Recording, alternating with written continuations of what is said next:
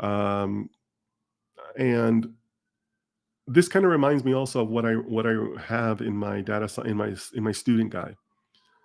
You are at that perfect intersection that I mentioned in there about how you have the academic background, but it's your first day on the job, so you have to accept that you don't know anything.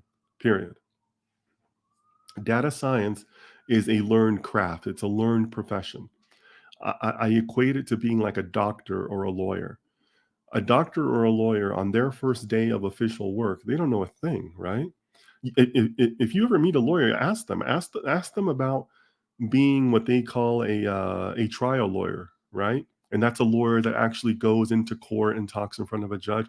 That is a learned craft. You don't do that on your first day, and not every lawyer does that. There's lawyers that go their entire career never going in front of a judge, right? So data science is the same way. You learn it on the job. You learn it from other people.